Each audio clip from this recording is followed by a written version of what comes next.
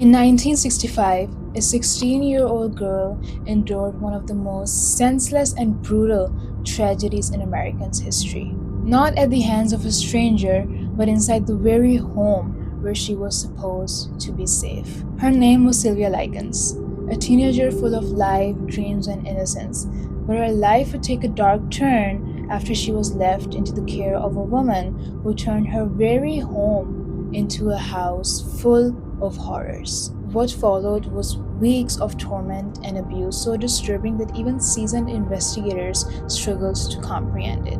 This is the heartbreaking case of Sylvia Likens. Welcome to Malika's Case Files. Real horrors, real crimes.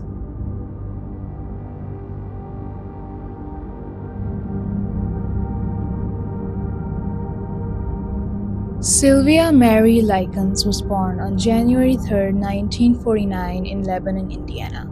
She was the third of five children to Lester and Elizabeth Likens, who worked seasonable jobs with traveling carnivals. Life in the Likens family was unstable, with frequent financial struggles and the parents often moving from place to place to make ends meet. She was described as a shy, gentle, and well-mannered girl, and she was the most closest to her younger sister, Jenny, who suffered from polio and walked with a limp. She made sure that Jenny was safe and included despite her disability. Though their life was far from easy, they still remained optimistic. On the other hand, Gertrude Nadine Benuzhevsky was born on September 19, 1929 in Indianapolis, Indiana. Her childhood was marked by instability and hardship. At just 11 years old, she witnessed her father die from a sudden heart attack, a trauma that deeply affected her. By the time she was in her mid-30s, Gertrude was a frail, chain-smoking woman in poor health. She suffered from chronic asthma, depression, and financial instability. Neighbors described her as worn down and often overwhelmed, yet she maintained an ability to manipulate and control those around her. It was this toxic combination of vulnerability and cruelty which would soon create this horrific environment that Sylvia and Jenny were forced into. At the age of 16, she dropped out of high school to marry 18-year-old John Benuzhevsky. The marriage was turbulent, filled with arguments and allegations of abuse, but it produced 4 children before ending in a divorce after a decade. She remarried twice more, having a total of 7 children, but none of her marriages lasted. Gertrude was not a stranger to the Likens family. She lived in the same neighborhood, had several children of her own, and had developed a relationship with the family over time. When Sylvia's parents faced the challenges of traveling with the carnival and instability of their work, they saw Gertrude as a trustworthy, capable, and affordable option to care for their daughters. They believed she would provide the girls with a safe home, nourishment, and guidance during their absence. What they could never have imagined was that behind her seemingly maternal exterior lay a woman overwhelmed by poverty, chronic illness, and personal frustrations, a combination that would transform her household into a living nightmare for the girls entrusted to her care. Sylvia's other siblings were mostly too young to accompany her, or they remained in the care of their parents, while Sylvia and her sister Jenny required constant attention were placed with Gertrude Benuzhevsky. Their father, Lester Likens, arranged for the girls to stay with Gertrude Benuzhevsky, and Gertrude promised that she would take care of Sylvia and Jenny as if they were her own children until he returned. The sisters were moved to Gertrude's house so that their parents could travel to the East Coast with the carnival. Gertrude would receive $20 a week to care for the children until their parents came to get them back in November. At first, Sylvia and Jenny experienced very little discipline or abuse, and Sylvia, being the nice girl she was, often helped with chores at the Benuzhevsky home. Both of the girls also attended Sunday school with the Benuzhevsky children, and the pastor praised Sylvia for her devotion and good behavior. Although their father had agreed to pay Gertrude $20 a week to care for his children, the payments sometimes came in a day or two late, and Gertrude started becoming frustrated. She began punishing the sisters with beating their bare bottoms with different objects, including a thick wooden paddle, saying things like, "Well, I took care of you two little bitches for a week for nothing."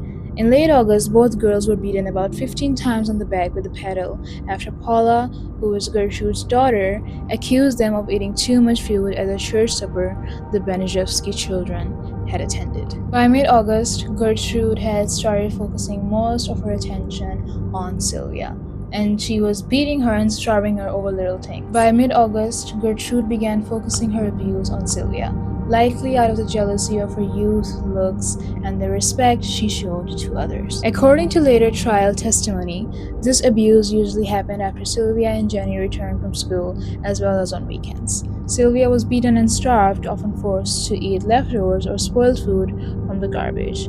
On one occasion, she was even accused of stealing candy she had actually bought herself. In late August, Sylvia was also humiliated over a boyfriend she had in Long Beach, California, whom she had met earlier that year. When she mentioned going skating or to the park with boys, Gertrude pressed her about it, asking, "Have you ever done anything with a boy?" Sylvia, unsure, said, "I guess so," and explained what she had done. She also mentioned once lying under the covers with her boyfriend.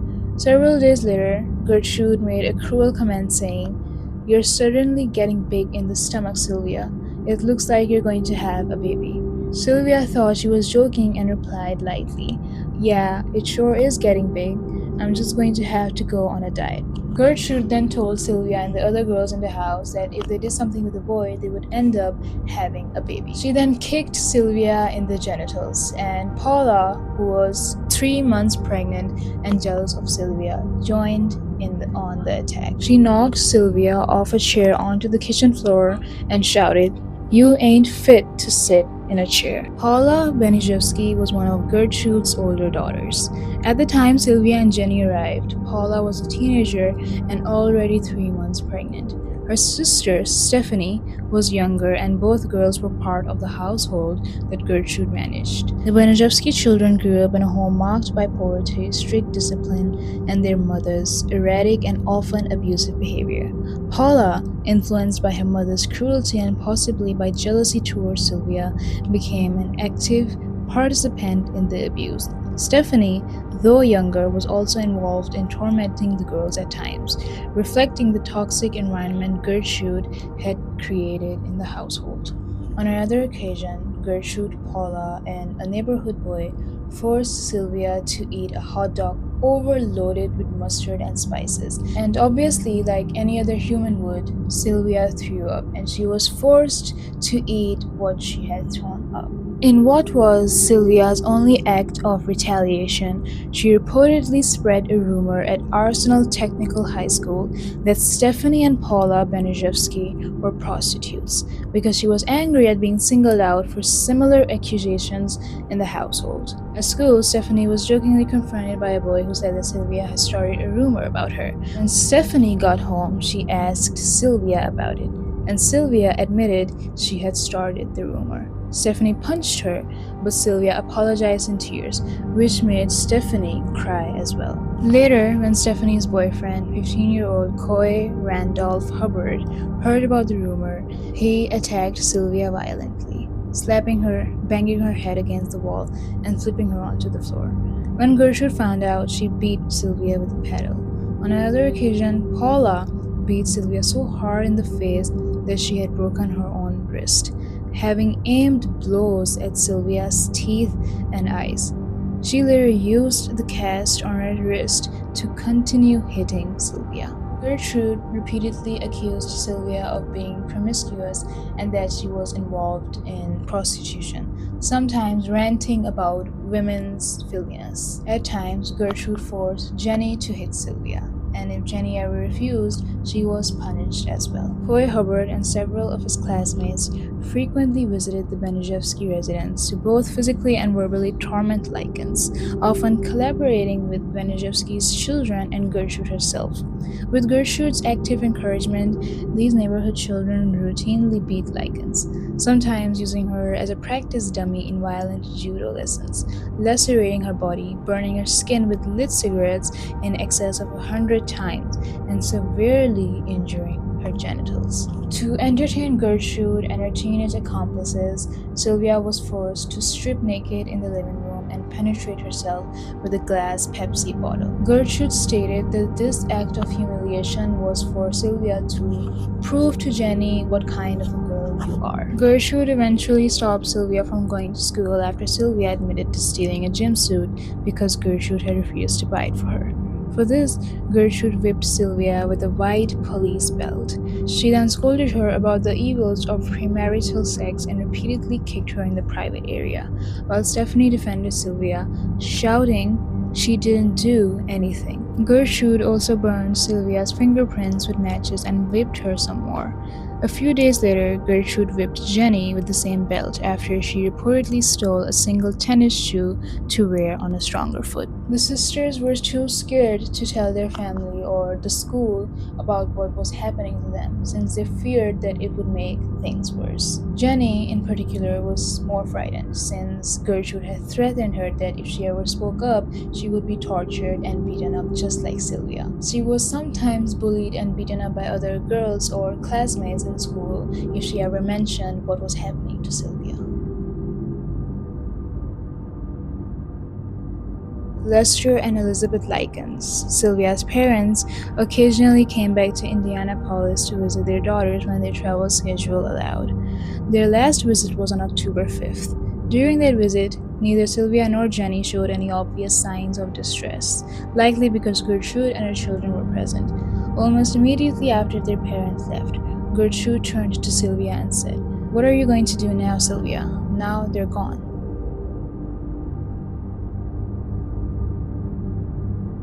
In September, Jenny and Sylvia ran into their older sister at a local park who was living separately, Diana Shoemaker. They told her everything that she was going through, especially about Sylvia being singled out for things that she wasn't even doing. But they didn't tell her the address, and Diana believed that they might be exaggerating. A few weeks earlier, the sisters had also seen Diana in the park, this time with 11-year-old Mary Benishevsky. Sylvia mentioned she was hungry and Mary gave her a sandwich. When Gertrude found out about this, she accused Sylvia of being greedy. Gertrude and Paula then choked and beat Sylvia and forced her to take a scalding bath to cleanse her of sin. Whenever Sylvia fainted, Gertrude would grab her hair and bang her head against the bath to keep her awake. Shortly after the park incident, the father of a neighborhood boy called Arsenal Technical High School to anonymously report that a girl with open sores all over her body was living at the Benishevsky house. Sylvia had not been attending school for several days, so a school nurse visited East New York Street to investigate. Gertrude told the nurse that Sylvia had run away the previous week and that she didn't know where she was. She claimed that Sylvia was out of control, that her sores were due to poor hygiene, and that she was a bad influence on Gertrude's children and Sylvia's sister. The school did not follow up or investigate further. Around 1st October, Diana found out that her sisters were living with Gertrude in her home. She went there hoping to see them regularly, but Gertrude refused, saying that she had permission from Sylvia and Jenny's parents not to allow visitors, and she told Diana to leave the property. Around 2 weeks later, Diana ran into Jenny and she asked about Sylvia. Jenny replied, "I can't tell you or I'll get into trouble." As the abuse increased, Sylvia gradually lost control of her bladder. She was not allowed to use the bathroom, so she was forced to wet herself. On October 6th, as punishment for this, Gertrude threw Sylvia into the basement and tied her up. In the basement, Sylvia was often kept naked, rarely given food, and sometimes denied water. At times, she was tied to the railing of the basement stairs with her feet barely touching the ground. In the weeks before Sylvia was locked in the family basement, Gertrude increasingly tormented her. She would sometimes lie to the children in her household, saying that Sylvia had insulted her or one of them, hoping it would make them attack or belittle Sylvia. On one occasion, Gertrude held a knife and dared Sylvia to fight me back. Sylvia said she didn't know how to fight, and Gertrude then lightly cut her leg. Neighborhood children were occasionally charged 5 cents each to watch Sylvia being humiliated. During her captivity in the basement, Gertrude, with the help of her children and neighborhood kids, would tie up and gag Sylvia. They would place her in a bathtub of scalding hot water and rub salt into her wounds to intensify her pain. On one occasion, Gertrude and her 12-year-old son, John, rubbed urine and feces from Gertrude's 1-year-old son's diaper into Sylvia's mouth before giving her a cup of half-filled water and stating the water was all she would receive for the remainder of the day. On October 22, John tormented Sylvia by offering to allow her to eat a bowl of soup with her fingers and then quickly taking away the bowl when Sylvia, by this stage suffering from extreme malnourishment, attempted to eat the food. Gertrude eventually allowed Sylvia to sleep upstairs on the condition that she learned not to wet herself. That night, Sylvia whispered to Jenny to secretly give her a glass of water before falling asleep. The next morning, Gertrude discovered that Sylvia had urinated herself, and as a punishment, she forced her to insert an empty glass Coca-Cola bottle into herself in front of everyone in the living room, in front of the children there. She then sent her back to the basement, and a few hours later, she called Sylvia into the kitchen and brought up tattoos. She told Sylvia, "You branded my children, so now I'm going to brand you." She then ordered Sylvia to strip naked, and she used a heated needle to carve the words, "I'm a prostitute and proud of it," into Sylvia's abdomen. When Gertrude could not finish branding Sylvia herself, she told a 14-year-old neighborhood boy to finish carving the words into her abdomen while she took Jenny to a nearby store. The boy claimed he made only short, light marks, but Sylvia still suffered as he worked, clenching her teeth and moaning in pain. The neighborhood boy and 10-year-old Shirley Banishevsky then took Sylvia to the basement and tried to burn the letter S beneath her left breast using an anchor bolt. They made a mistake with one part of the letter, so the burned scar looked like the number 3 instead. Afterward, Gertrude taunted Sylvia, telling her she would never be able to marry because of the words carved on her stomach. Sylvia, weeping, replied, "I guess there's nothing I can do." Later that day, Sylvia was forced to show the carving to neighborhood children, while Gertrude claimed that Sylvia had received it at a sex party. That night, Sylvia told her sister Jenny, saying softly, "Jenny, I know you don't want me to die, but I'm going to die. I can tell it." The next day, Gertrude woke Sylvia and forced her to write a letter while she dictated what to say. The letter was meant to trick Sylvia's parents into thinking that she had run away from the Banishevsky house. It also falsely blamed a group of local boys for abusing and mutilating Sylvia after she had agreed to have sexual relations with them. After the letter was finished, Gertrude completed her plan.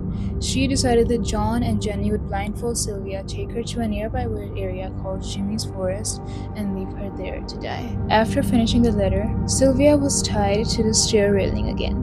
Gertrude offered her crackers, but Sylvia refused, saying, "Give it to the dog, I don't want it."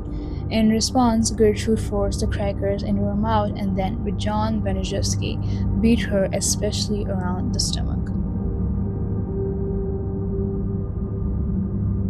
On October 25th, Sylvia tried to escape after overhearing Gertrude and John planning to abandon her to die. She ran to the front door, but because she was weak and badly injured, Gertrude caught her. Sylvia was given crackers but was too dehydrated to eat them.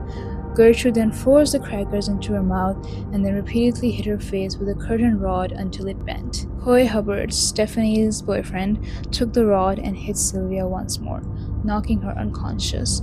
Gertrude then dragged her back into the basement. That evening, Sylvia tried desperately to get help by screaming and hitting the walls with a spade in the basement. A neighborhood lady later told the police that she had heard the commotion and realized it was coming from the Banishevsky's basement, but she decided not to call the police after the noise stopped at 3 a.m. By the morning of October 26, Sylvia was so weak that she could barely speak clearly or move her body properly. Gertrude then moved her to the kitchen and tried to feed her a donut and a glass of milk. When Sylvia struggled to lift the glass to her lips, Gertrude threw her on the floor in frustration and then took her back to the basement. Soon after, Sylvia became delirious and started moaning and mumbling. Paula asked her to recite the alphabet, but Sylvia only managed to say the first four letters, and she couldn't even manage to pick herself off the ground. Paula then threatened her verbally, and Gertrude made her clean herself after she had accidentally relieved herself. That afternoon, several of Sylvia's tormentors gathered in the basement.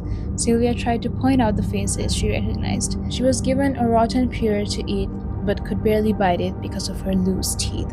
Later, John, laughing, sprayed Sylvia with a garden hose while trying to wash her, and she collapsed before reaching the basement stairs. Gertrude stomped on her head and then stared at her for several moments. Around 5:30 p.m., Richard Hobbs returned to the house and went to the basement. He slipped on the wet stairs and fell, only to see Stephanie crying and holding Sylvia's weakened and injured body after being ordered by her mother to clean her. Stephanie and Richard decided to bathe Sylvia in warm, soapy water and dressed her in clean clothes. They then laid her on a mattress in one of the bedrooms, and Sylvia, weak and fading, whispered her final wish that her father was there and that Stephanie would take her home. Moments later, Stephanie realized Sylvia wasn't breathing. She tried mouth to mouth resuscitation, while Gertrude shouted to everyone in the house that Sylvia was only faking her death. But Sylvia Likens, just 16 years old, had finally succumbed to her injuries.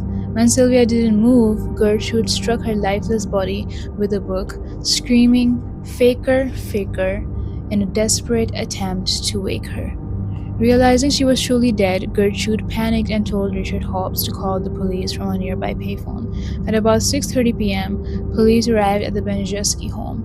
Gertrude led them to Sylvia's beaten and mutilated body laying on a filthy mattress, and she quickly handed the officers the letter she had forced Sylvia to write, claiming that Sylvia had been attacked by a group of boys and had returned bare-breasted, and that Gertrude herself had been treating the girl with rubbing alcohol in an effort to save her life. Paula clutched a Bible as she looked around the room. Calmly, she told everyone present that Sylvia's death was meant to happen. Then, turning to Jenny, she added, "If you want to live with us, Jenny, we'll treat you like our own sister." When police questioned Jenny, she initially repeated the story Gertrude had coached her to say. But as soon as she had the chance, she whispered to the officers, "You get me out of here, and I'll tell you everything." Jenny's statement was enough. Within hours of discovering Sylvia's body, police arrested Gertrude along with Paula, Stephanie, and John on suspicion of murder. That same day, Coy, Hubbard, and Richard Hobbs were also taken into the custody. The three eldest Benjeski children, along with Coy Hubbard, were sent to a juvenile detention center. The younger Benjeski kids and Richard Hobbs were placed in the Indianapolis Children's Guardians Home. None of them were granted bail. At first, Gertrude denied responsibility for Sylvia Likens' death, insisting the abuse had been carried out by the kids. But as the investigation unfolded, confessions and witness testimony revealed a household where cruelty had been encouraged. When the verdicts were announced, Gertrude Benjeski was convicted of first-degree murder and sentenced to life in prison. Her daughter, Paula, was found guilty of second-degree murder. Teenage participants, John and Richard Hobbs and Coy Hubbard, were convicted of manslaughter and sentenced to 2 to 21 years each. The trial began in 1966 and shocked the entire nation. Jenny Likens took the stand and described the weeks of torture, starvation, and humiliation that both of them had suffered. Medical experts had revealed that Sylvia's body had bore more than 150 injuries. She hadn't died from violence or beating. She had died from the prolonged abuse, internal bleeding, and shock. But the sentences did not mark the end of the case. In 1970, the Indiana Supreme Court overturned the convictions of Gertrude and Paula, ruling that the original trial had been unfair due to intense media coverage. Both women were retried. Paula pleaded guilty to voluntary manslaughter and was released in 1972 after serving less than 5 years. Gertrude was granted parole. The decision sparked public outrage and protest from Sylvia's family and advocacy groups. Gertrude changed her name, claimed religious repentance, and lived quietly until her death from lung cancer in 1990. The teenage boys involved faced far lighter consequences. John Benjeski, Richard Hobbs, and Coy Hubbard were all paroled in 1968, having served under 2 years. Richard Hobbs died at just 21 years old from lung cancer, only a few years after his release. Coy Hubbard continued to have repeated run-ins with the law and died in 2007. John Benuszewski changed his name, later became a lay minister and died in 2005.